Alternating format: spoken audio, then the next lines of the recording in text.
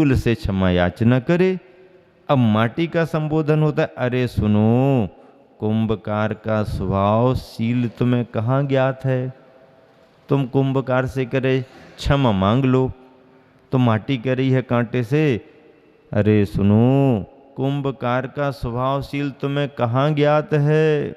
जो अपार अपरंपार क्षमा सागर के उस पार को पा चुका है। अपार अपरंपार क्षमा सागर के उस पार को पा चुका है। क्षमा की मूर्ति, क्षमा का अवतार है, ऐसा माटी ने कहा कांटे से। इतने में ही कोपाग्नि को पी पचाने वाली अनुकंपा पीयूष भरी वाणी निकली शिल्पी के मुख से। अब कुंभकार कहता है, जिसमें धीर गंभीरता का पुट भी है, जिसमें धीर गंभीरता का पुट भी है। क्या कहता है शिल्पी कुंभकार?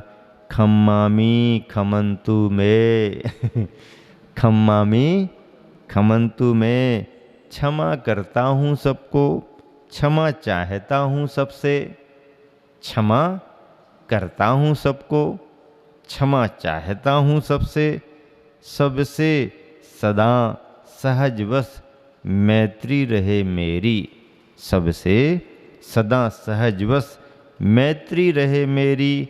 बैर किससे, बैर किससे, क्यों और कब करूं? बैर किससे, क्यों और कब करूं? यहाँ कोई भी तो नहीं है संसार भर में मेरा बैरी, यहाँ कोई भी तो नहीं है संसार भर में मेरा बैरी। बिनयोप जीवी उस पुट ने कोटि पुटी अभ्रक सा, तन बितान को पार कर कांटे की सनातन चेतना को प्रभावित किया। ऐसा कहने पर कांटे की चेतना में बहुत बड़ा प्रभाव आया, क्योंकि कुंभकार के ये शब्द निकले। क्या शब्द निकले? खम्मामी खमंतु में।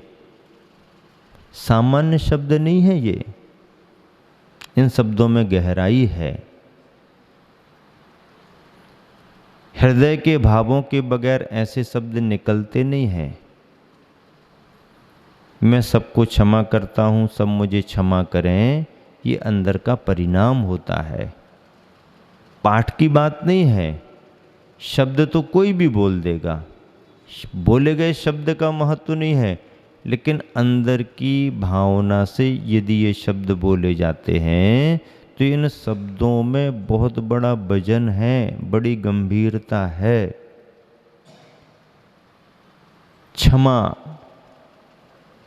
सबसे क्षमा, सबको क्षमा, सबसे क्षमा, सबको क्षमा, ओम नमः, सबसे क्षमा, सबको क्षमा। बस दीक्षाएं होती हैं, भाव बहुत रहते हैं व्यक्त करने के लिए, समय कम रहता है। शॉर्ट में क्या निवेदन कर लें?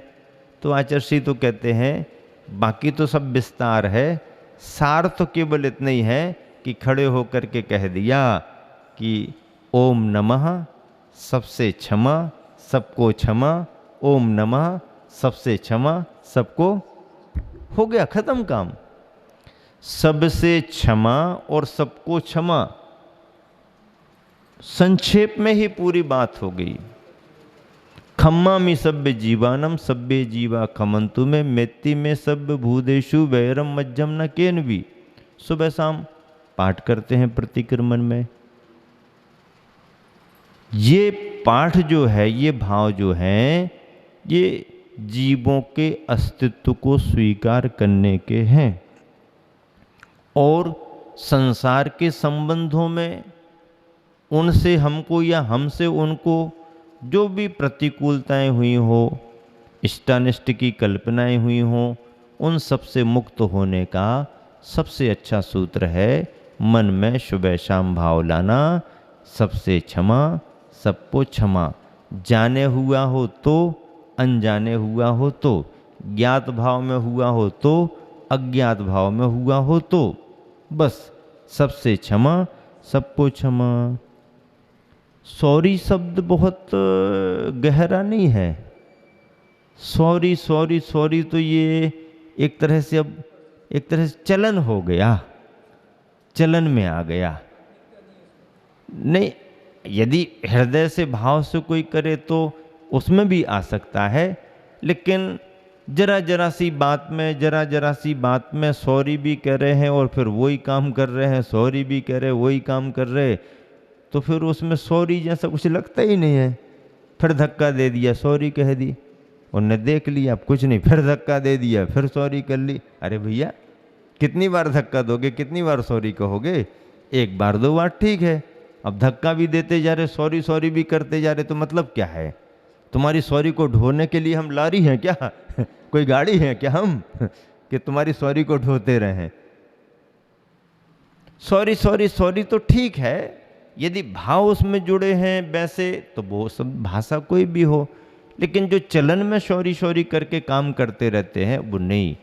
क्षमा मांगने का भाव और क्षमा करने का भाव, देखो एक बार फिर भी कोई क्षमा मांग सकता है, क्षमा सभी मांगते हैं ऐसा नहीं है, फिर भी अपनी गलती को महसूस करते हुए कोई क्षमा मांगने को तैयार हो भी सकता है, पर क्षमा करने वाले का भाव बहुत बड़ा माना जाएगा, क्योंकि क्षमा मांगना फिर भी सरल है। गलती सामने वाले की है, ठीक है, गलती करने के बाद भी कई लोग महसूस नहीं करते और क्षमा मांगने का भाव नहीं करते, उनकी बात छोड़ दो। पर यदि गलती हो गई है और होने के बाद यदि क्षमा मांगने का भाव है तो वो भी प्रशंसनीय है कि उसके मन में भाव आया तो, लेकिन यह फिर भी संभव है। पर किसी के क्षमा मांगने पर और उसको अपने मन से क्षमा कर दें कि चलो कोई बात नहीं, अब कोई विकल्प नहीं करेंगे, ये बात छोटी मोटी बात नहीं है, बहुत बड़ी बात है। क्षमा मांगने से भी क्षमा करना बहुत बड़ा होता है, इसलिए क्षमा से बड़ा कोई धर्म इस धरती पर है ही नहीं। क्षमा से बड़ा कोई धर्म नहीं है ही नहीं। धर्म भी क्षमा से ही शुरू होता है और अंत में जाके क्षमा वाणी पर ही पूरा होता है। दोनों ने सारे धर्मों को बीच में दबा दिया, कोई यहाँ वहाँ खिसकना नहीं। क्षमा से शुरू करेंगे और क्षमा से ही अंत करेंगे। क्षमा वाणी नहीं हुई तो पर्यूषण अधूरा हो जाता।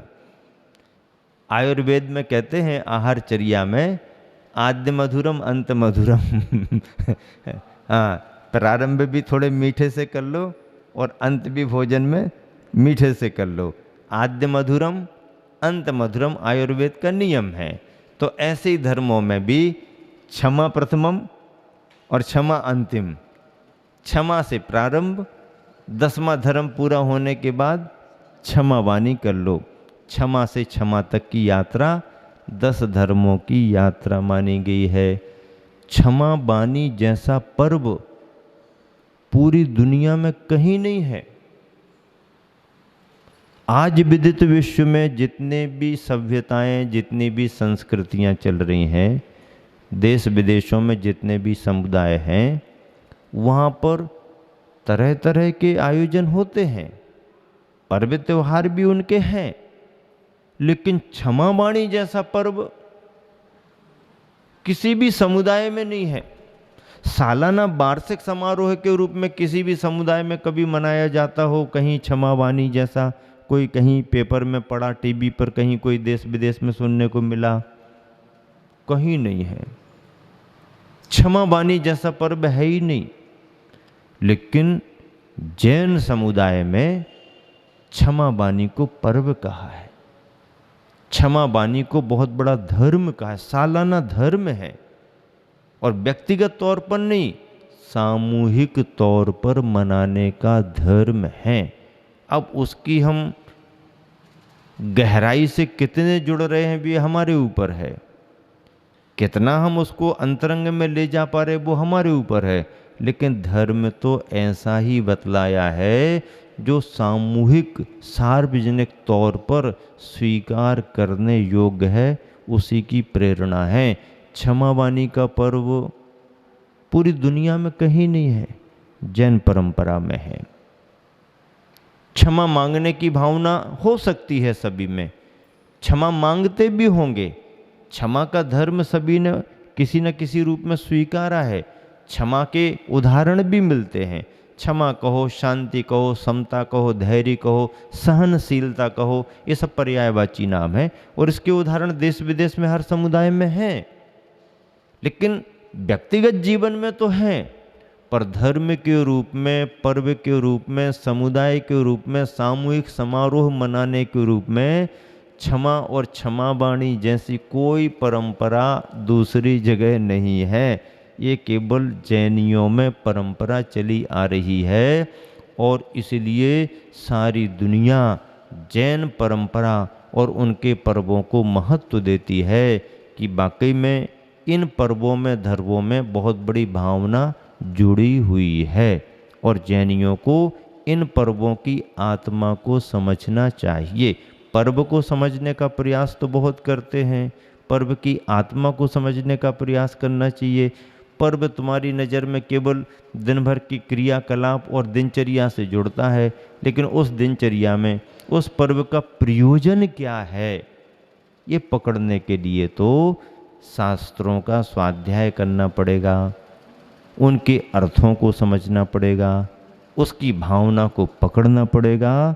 यहाँ पर क्षमा की बात आई और संत गुरुवर आचार्य श्री मूक माटी में जो बात कह रहे हैं वो क्या कह रहे हैं? कुंभकार का स्वभावशील तुम्हें कहाँ ज्ञात है, जो अपार अपरंपार क्षमा सागर के उस पार को पार पा चुका है। क्षमा की मूर्ति क्षमा का अवतार है और वह कुंभकार भी कह रहा है खम्मामी खमंतु में, क्षमा करता हूँ सबको, क्षमा चाहता हूँ सबसे, सबसे सदा सहजवश मैत्री रहे मेरी। बैर किससे? बैर किससे, क्यों और कब करूं? बैर किससे, क्यों और कब करूं? यहाँ कोई भी तो नहीं है संसार भर में मेरा बैरी। ये तो सब जो भी हो गया है प्रसंगों के अनुसार इष्टानिष्ट में हो जाता है। विनियोपजीवी उस पुटने कोटि फुटी अभ्रक्षा तन वितान को पार कर कांटे की सनातन चेतना को प्रभावित किया। उत्तुंग ऊंचाइयों तक उठने वाला ऊर्ध्वमुखी भी ईंधन की विकलता के कारण उल्टा उतरता हुआ अति उदासीन अनलसम क्रोध भाव का समन हो रहा है। पल प्रतिपल पाप निधि का प्रतिनिधि बना प्रतिशोध भाव का बमन हो रहा है। पल प्रतिपल पुण्य निधि का प्रतिनिधि बना हुआ बोध भाव का आगमन हो रहा है और अनुभूति का प्रतिनिधि बना हुआ शोध भाव को नमन हो रहा है। मूक माटी में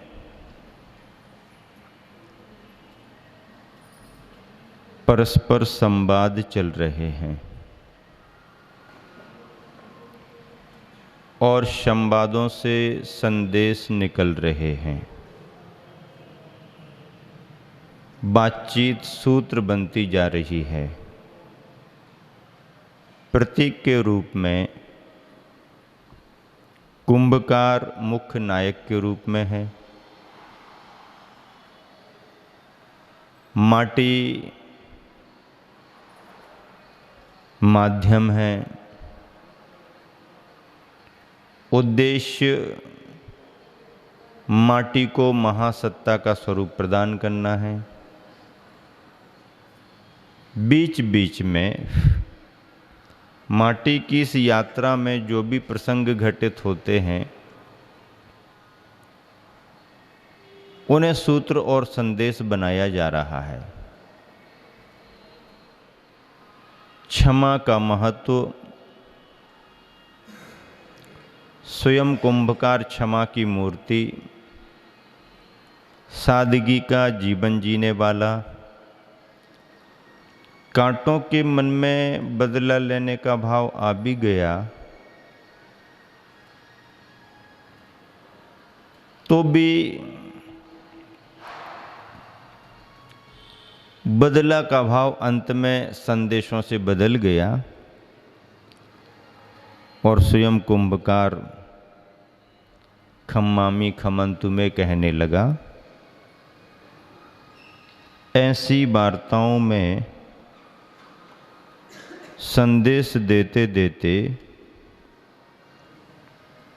शब्द बोध और शोध तक बात आ गई।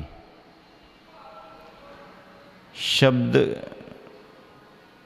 अलग है, शब्दों में से निकलने वाला बोध अलग है, और बोध में से फिर शोध अपने आप में अलग है। प्रसंग सामान्य है लेकिन संदेश बहुत गहरे हैं। गुरुवर आचार्य श्री ने मूक माटी लिखते समय साहित्य को तो महत्व दिया ही दिया, कथा वार्ताओं में दार्शनिकता को भी महत्व दिया। चिंतन की गहराई में डूब डूब करके जो उन्हें प्रासंगिक बिंदु लगे वो मूक माटी की वार्ता में स्पष्ट होते गए। प्रसंग 3 शब्दों पर है, शब्द, बोध और शोध। वैसे देखा जाए तो दूसरे खंड का नाम ही है, शब्द सो बोध नहीं और बोध सो शोध नहीं। इसको आचार्य श्री ने बहुत अच्छे तरीके से व्याख्यायित किया है, और बल्कि मैं ऐसा मान करके चलता हूँ कि साहित्य की जो परिभाषाएं बनी थीं बोध और शोध के बारे में, जो धारणाएं स्पष्ट नहीं थीं वो भी इसमें सब क्लियर हैं। प्रकृति को ही और स्पष्ट प्रकाशित करती सी यह लेखनी भी उद्यमशीला होती है कि क्या कहती है लेखनी, बोध के सिंचन बिना शब्दों के पौधे ये कभी लहलहाते नहीं। बोध नहीं हो तो अकेले शब्दों के पौधों का कोई महत्व नहीं, शब्दों में बोध होना चाहिए। इसलिए हम लोग बार बार सभी को कहते हैं कि जब कभी भी घर परिवार में बच्चों का नामकरण संस्कार हो, नाम ऐसे रखे जाएं जिसमें से कोई भाव झलकता हो, कोई अर्थ निकलता हो।